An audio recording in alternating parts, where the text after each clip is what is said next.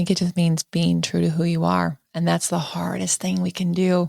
Because sometimes that means facing all the things and going back to, oh my gosh, Maya, and that quote, like that means facing the who you were before you're a butterfly and going through those things. And, we can go back to that perfect is boring. It's okay if it was an imperfect story, an imperfect journey, but living a purposeful life is not one of perfection, is one that is being true to you. This is Your Purposeful Life, and I'm your host, Adrian Starks. I'm a speaker, podcaster, narrator, writer, and entrepreneur. On this podcast, we're taking a different approach to the understanding of purpose because it's not a one-size-fits-all. There will be a variety of guests expressing their purpose through the human mess we call the human journey. These conversations will guide you to a better awareness and understanding of your unique purpose in the daily life of mistakes, changes, and challenges, and how to put that purpose into action, bringing you more experiences of success, fulfillment, and achievement on your terms. Let's go on this journey of purpose together.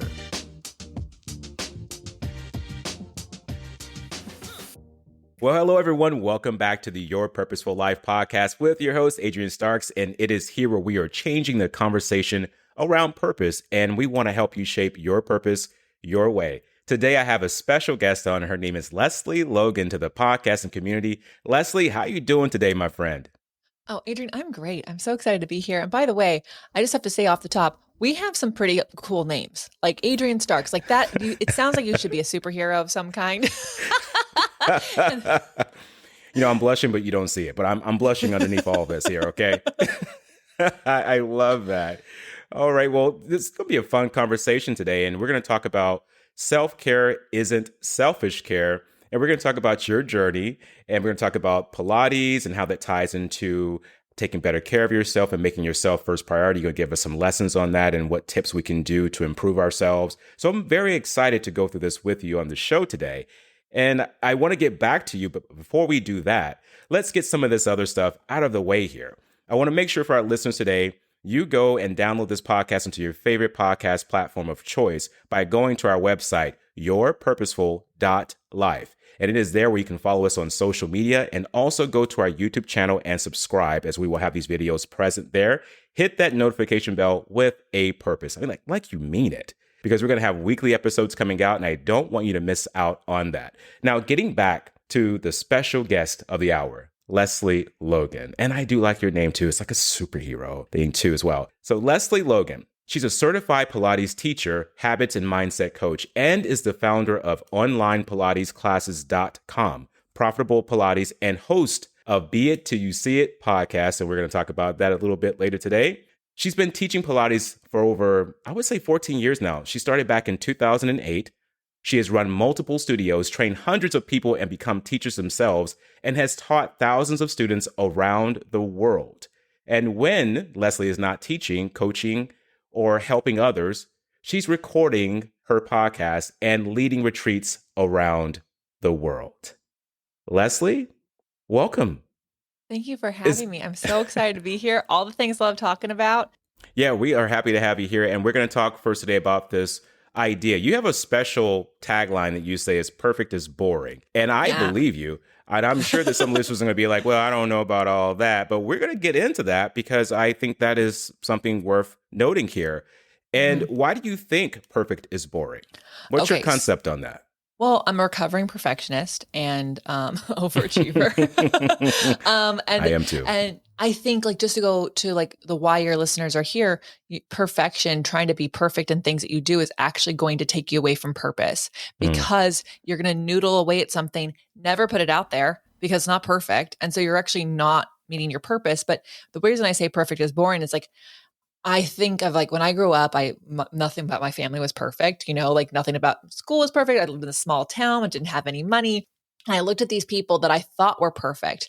And the reality is, as soon as I started to infiltrate these groups where I thought the people were perfect and amazing, if I could just know them, they were really boring. Sometimes they were just downright nasty people. And I was like, this is not fun. And when you go to perfect people's houses, so I used to be a Pilates instructor who went to people's houses. in LA, and they're lovely people and they have these perfect houses, right? Like the neighbor is LeBron James, like amazing talking houses. Mm-hmm. And it's just boring. You're afraid to like touch anything. I was like, can I put my purse on the floor here? Like, should it be on a hook? Like, do you know what I mean? So like when we're around perfection, it actually makes everything kind of uneasy. It doesn't make you shine the way you're supposed to, which means that we all become pretty boring people. So that's why I believe in it. There's several different reasons, and it does hold us back. I do like that. And I agree too that perfect puts us into, I would say, a box where we're not able to be as flexible or even learn anything or express ourselves even more fully. And back to this idea about you being in LA and going to people's houses, being next to LeBron James. I think that's freaking awesome. I don't know why they're boring. You know, I was like, they need to figure something out. Go talk to him or go have a party or something. You know, I mean, if you're gonna sit around like that, it's like, hey, let's trade places. That's your neighbor. Here. Yeah, go right. Say let's hi. trade places. Yeah, let's go say hi. You know, and so that is great. That is amazing. You mentioned too that you're from a small town that was boring. Where are you from? So, not to knock it, I'm sure people love it, but I'm from Lodi, California, which is outside the Bay Area. A lot of people commute from Lodi to the Bay Area, which is an awful commute. It's at least 90 minutes without traffic. So Oh, just imagine these wow. people having to be in 2+ hours of traffic every day. Hmm. But the town was either like old money farmers or no money.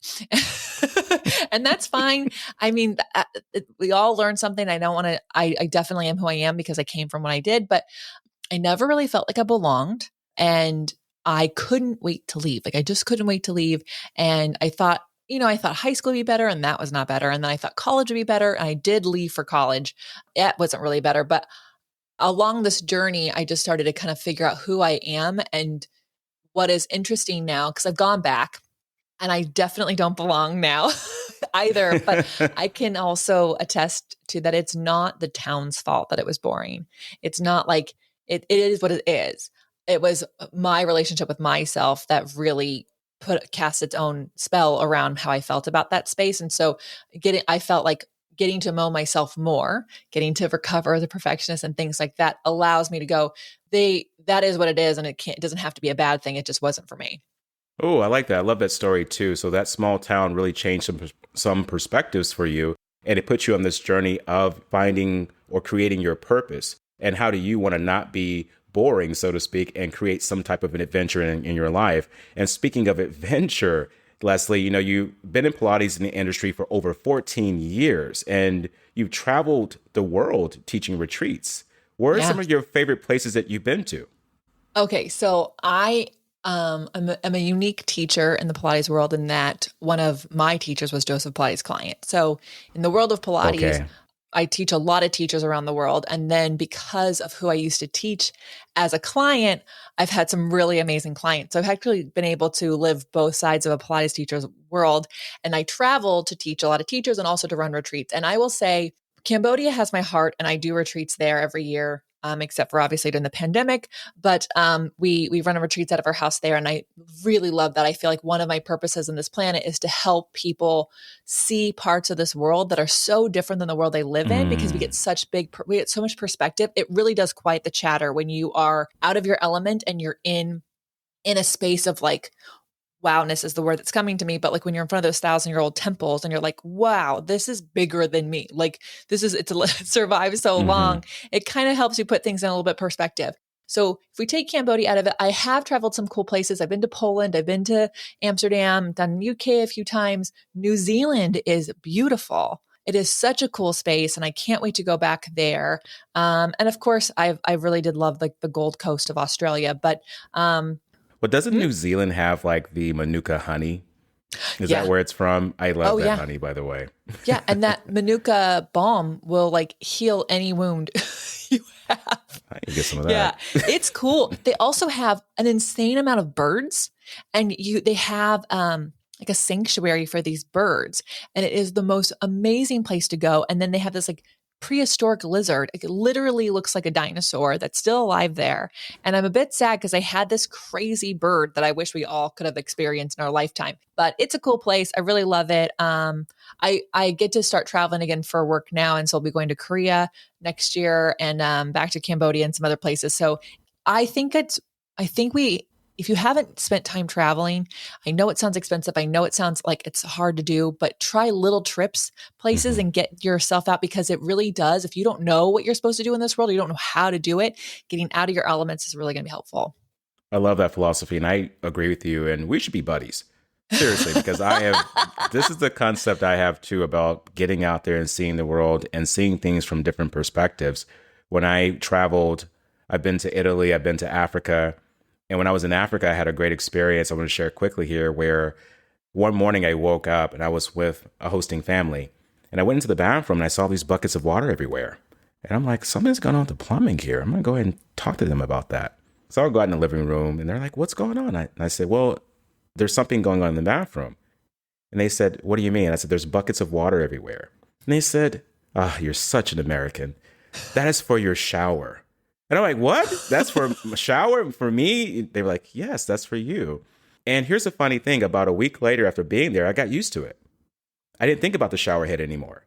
So when I came back to the States here, it made me so much more appreciative of what I did have.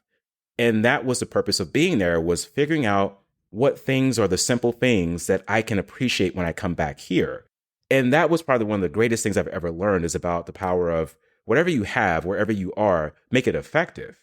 And a lot of us, like you said, trying to be perfect, have everything the way they, in a certain linear state, that takes you away from thinking outside the box and experiencing life. Now, as far as experiencing goes, your Pilates journey I want to talk about here. What was your first encounter with Pilates, and how did that path start for you? Yeah. Okay. So this is a really fun question to answer, because if you are like, Pilates, that's not for me. I thought the same way too. I definitely so I was running a high-end accessory shop in South Coast Plaza, which is Orange County, a big mall. Thought I was such a cool person. I mean, I probably was, but I really thought I'd hit the top. I'm going to work in retail. I'm going to be in fashion. It's going to take me somewhere. And, but I needed a friend, because the college that I went to, everyone got married and moved back home. And I was like, oh, well, I'm not new here anymore, but I feel very new because I don't have any friends. So this girl I worked with, she was like, hey, come to a Pilates class with me. And I was like, that's so stupid. It can't, that's a bunch of BS. It can't do what it says. It's infomercial workout. That's what I thought, because it was on the infomercials, right? That's my take on it too, before I learned more about it. Yeah. So, okay. So so if you're nodding your head, yeah, that's true. It is not true. Yeah. I gotta try it out. So I went to the class, because I well, we'll go to class and then we'll become friends and I won't have to ever go again. And I fell in love with it. In the first few exercises, I felt parts of my body I never felt before. And I need you to know I was an athlete. So I definitely I had a personal training certificate. I knew how the body worked, thought I knew it all. And I had never felt these muscles deep in my core that I was feeling. And I left with this every workout gives you a dopamine kick, but I left I could take on the world. Normally when you leave the gym, you're kind of well, I'm exhausted. I'm sweaty. Yeah. I need to go lay on the couch. And I was like, I want to do this every day. So I actually changed, because I ran the store. So I changed the work schedule so I can go every day. And I moved to Los Angeles. I got transferred to another location. And I was looking for a Pilates instructor, but LA is very expensive, just in general, just the cost of living there. So I could only afford to go to this one lady once a week. And I was scraping pennies together to get there.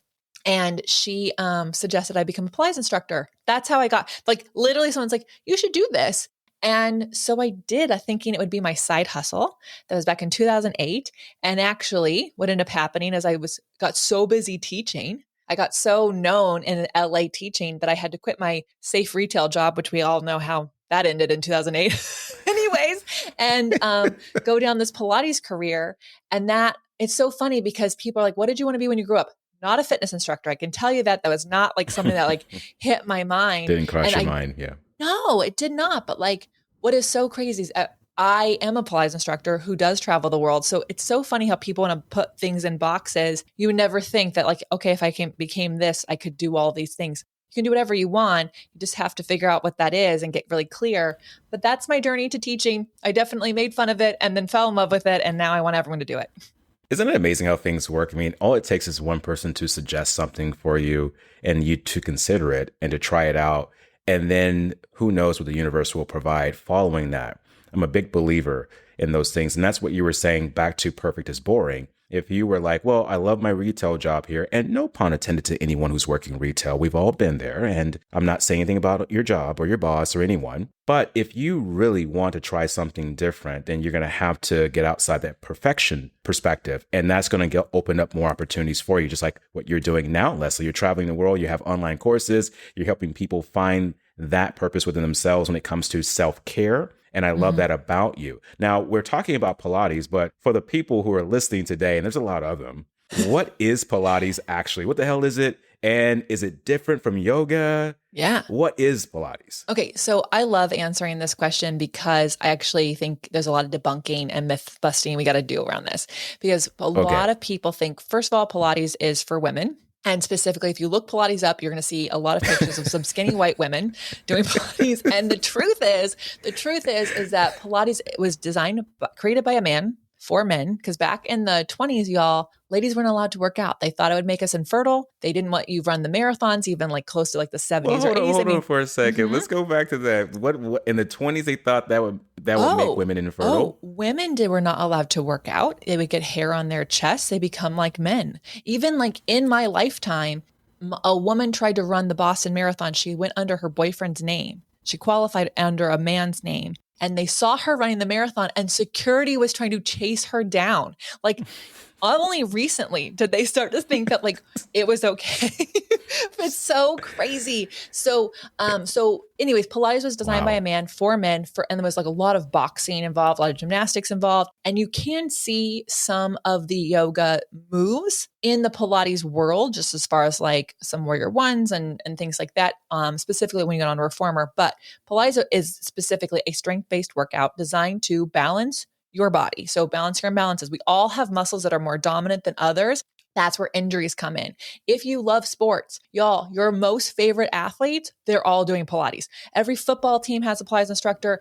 Basketball teams have them. They have reformers in these stadiums that they're working out on. Why? Because it helps prevent injury. Because here's the deal. If you're super, super strong, like all you do is lift weights, you are tight. And that means you're going to tear something. If you're super, super flexible, you are loose. And that means you're going to dislocate something. So we have to make sure that we are only as flexible as we are strong, and vice versa. And so that's what Pilates does really well. It starts with your center. Your center is not just your abs.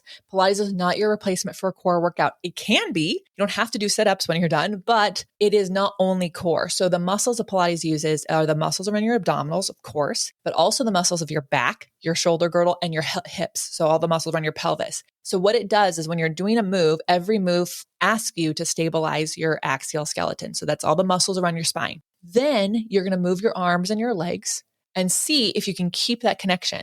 And on a beginner exercises, it's challenging when you're new, but doable. As you get more and more advanced, things start to flip upside down and go onto the side and do things on asymmetrically. And it really does challenge those connections. So I love nerding out about this. To go to your question, is it different than yoga or the same as yoga? Yoga and Pilates are similar in that they can be done on a mat. But that's only one modality of Pilates. So Pilates has the mat and then has all this equipment. But if you do mat Pilates, you can still do yoga. It's not a replacement for it.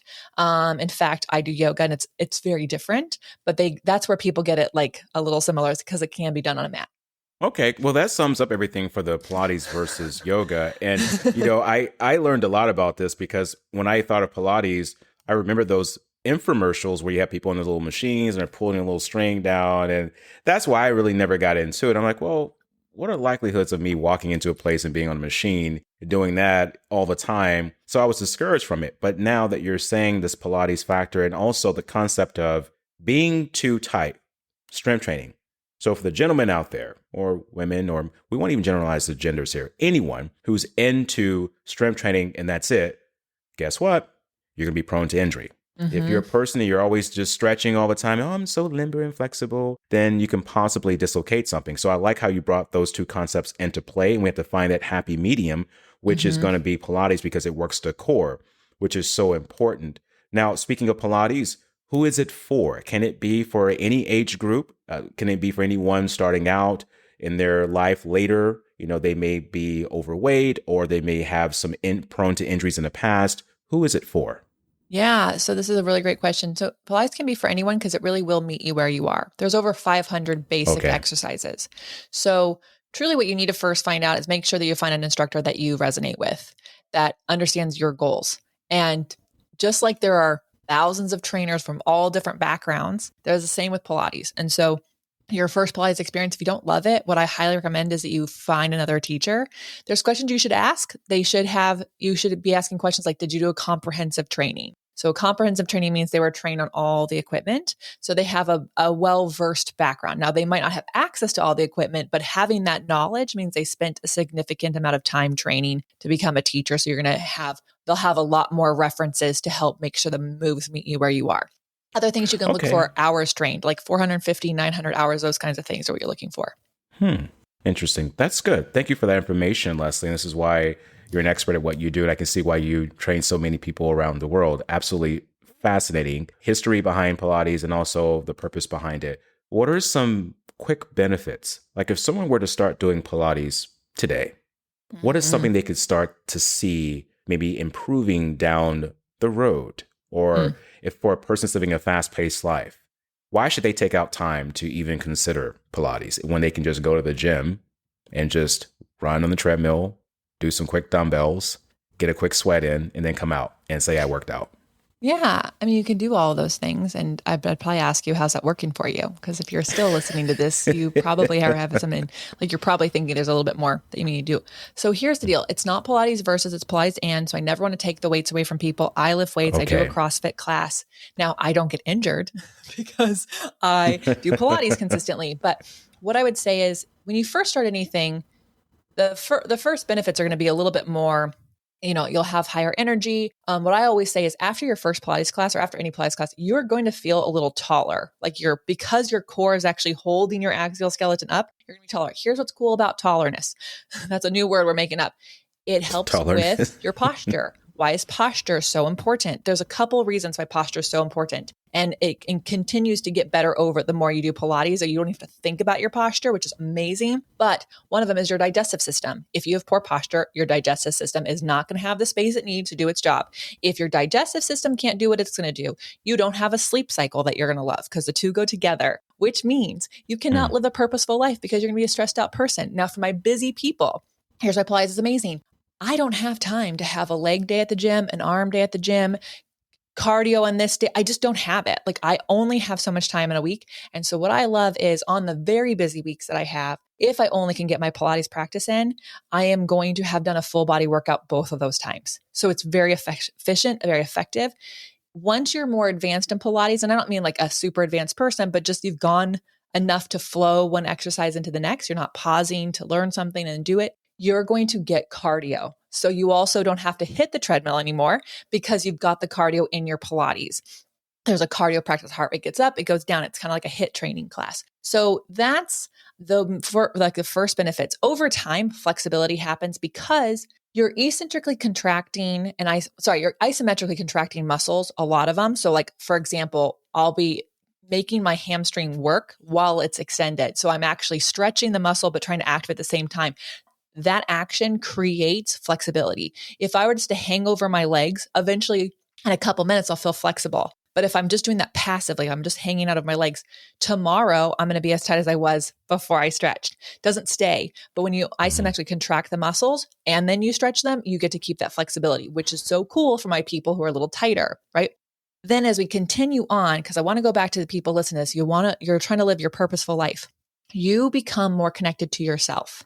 Because when you are doing There Pilates, we go. unlike your weights, unlike your running, you cannot think about anything else. You can't. You have to focus on what is moving where and from where. Like you're literally focused on what's touching the mat right now. Where am I pressing from? Where do I feel this? All these things. You can't think about it. So you actually get to calm your mind. You get to get away from that chatter and get really connected to yourself. All of a sudden, all those plates that we're spinning, all those things you were worried about, you get space from them. And then you actually can go back to them with a different perspective. People who take classes with me, they have quit jobs with bad bosses because they're like, I can do hard things. And so I'm going to have this hard conversation. I'm going to go to this thing. You start to become more confident in yourself over time. And that's the cool part. Like that's the coolest benefit. A little hard to measure, but amazing. I love how you said that. You tied into the fact that it does help you to focus more on yourself because you have to at that point in time. And for the time sensitive individuals out here who are doing a lot of things, wearing a lot of hats, I get it. Lesley gets it. And when you are doing something like Pilates, you're able to do all the things, working everything all at once, where you don't have to keep going back to the gym or having to have certain days where you go to the gym or anything else. And this is not to speak ill on gyms. I still go to gyms. But if Mm-hmm. you're in a schedule where you just feel like you are telling yourself that you can't work out because you don't have time, this is a good option to consider because you can put everything all into one session and to really help yourself. And I like the idea too. You talked about how it helps us to improve our digestive systems because right now, as we're rolling into fall season, we all know this, cold season is approaching. And I know that we've been dealing with COVID and a lot of other different things, but let's not forget about the common cold season. All right. That's still coming around the corner. It's not going to say, well, you know what? You all been dealing with this, so I'm not going to come around this year. It's going to be here. And your digestive system is a big part of that. It's your second brain and Mm-hmm. how it communicates with your brain. And so your immunity is associated with that. So with proper digestion, you're going to actually improve that immunity and help yourself out long term. And this improves your mood, your emotions, and we get back to that self-care, right? And I love, Lesley, that you're talking about self-care isn't selfish. I No. love that phrase. As we're on this journey of our human mess and we're trying to take care of ourselves, people will often challenge us in doing that. Sometimes close friends, close family, because they see us changing. For you, was there a moment in time where you started to really focus on yourself? Did someone call you selfish, or do you feel like someone was thinking that you were selfish? I mean, what brought this phrase about for you? Yeah. So couple things. One, yes, people definitely in my life are like, oh, well, you're so busy doing those, like going to the gym or working out or going for the like that. I wish you would like it's like you don't care about us. And it's like, no, you're here at my house all weekend. I can what's 1 hour, you know? And so part of it was like just instinctually, I am someone who likes to have time for myself. That is Hmm. how I I do too. refuel. I am what I call a high functioning introvert, meaning I absolutely You're can hang here. out with people, but I need to be left alone when we're done. Hmm. you know? And so so I was hearing that. And then because I did teach a lot of women and I heard many of them canceling their sessions because their kid needed to go here or do this thing. And I'm not saying that the kid doesn't have rights to do those things. What I am saying now is that the parent's life, the things that made her feel good, were actually put on the back burner. Well, guess what? You brought up being cold, getting cold season. Well, she got sick. And then she tore a shoulder because she was trying to put the kid's bag in the back seat and she wasn't connected because why? She wasn't taking care of herself. And so all these aches, pains, injuries we have, they're all preventable. The colds are all preventable if we take care of ourselves, if we prioritize our health first. If you truly love the people in your life, you will make sure you're 100% available for them. And if you're tired, exhausted, weak, you can't be. You can't be. That whole air mask on first from the airplanes, y'all. It is not just for the plane, it is for life.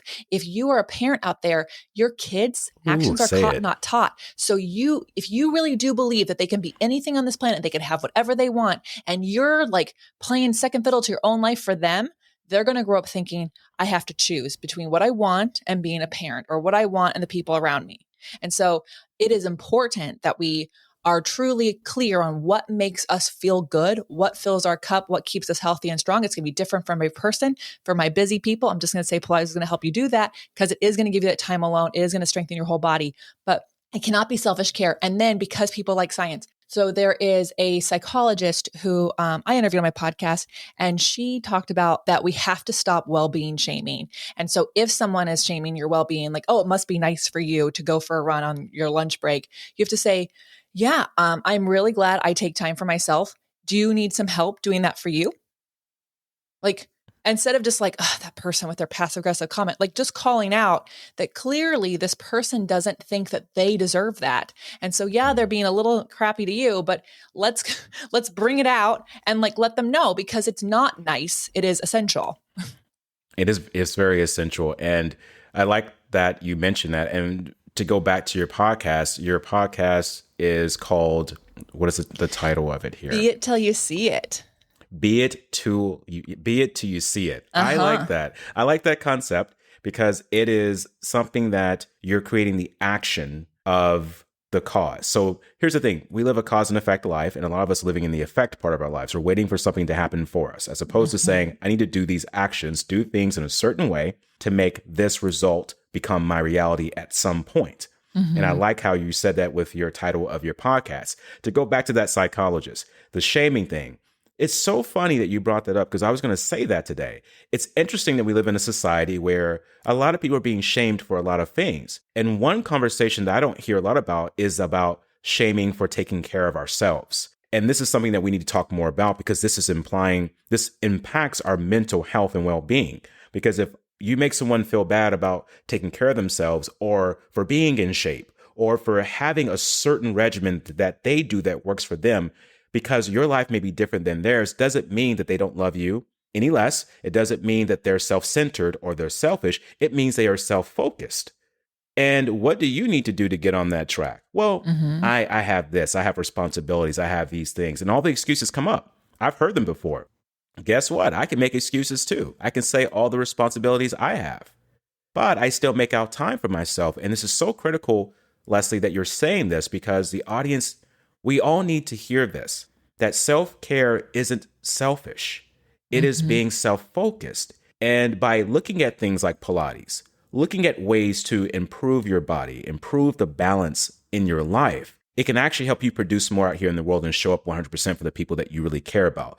And I love that. So speaking of loving, this conversation, Lesley, is one of the ages, and I'm completely enamored by the fact that you are here today, sharing this wonderful journey, sharing your Pilates experience, sharing your wonderful podcast. And I want to know, where can people find out more about what you're doing with your online classes, your podcast, and also the things that you're sharing around the world? Yeah. So thank you. This is so fun. We have to do it again. We have to. So you all, if you are interested in Pilates, I do have online classes, as onlinepilatesclasses.com founder would say. And you can get a free class at onlinepilatesclasses.com/free. So please do that.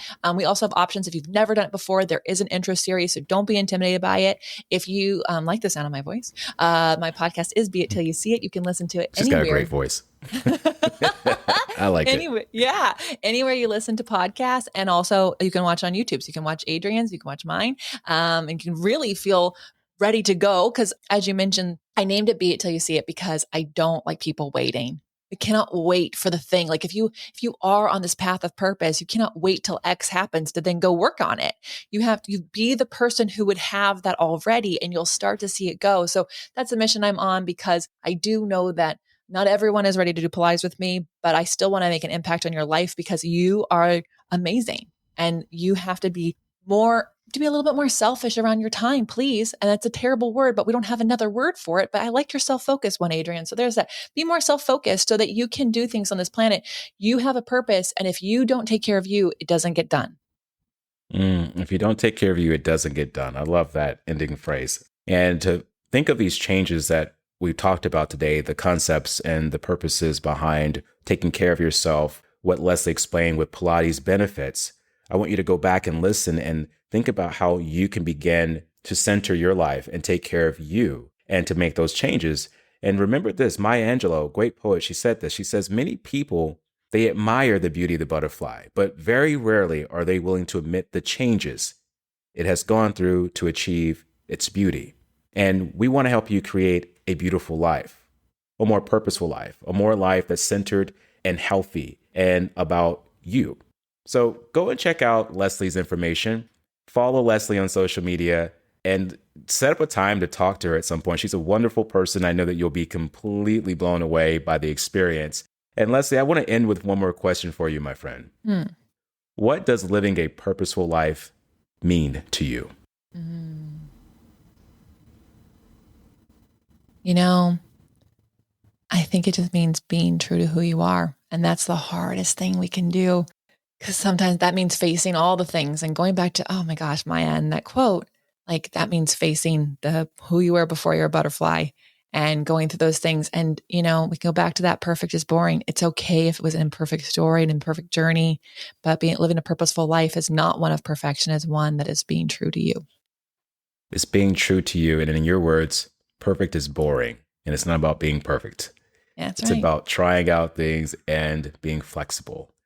Lesley, it's been a wonderful time, my friend, and I look forward to having you on again. Thanks, Adrian. Thank you for listening to Your Purposeful Life today, and I'm your host, Adrian Starks. Download this podcast on any platform of your choice by going to our website, yourpurposeful.life. Join me on my social media channels and be a part of the Your Purposeful Life community. Subscribe to our YouTube channel and hit that like button with a purpose. Let's help you shape your purpose your way.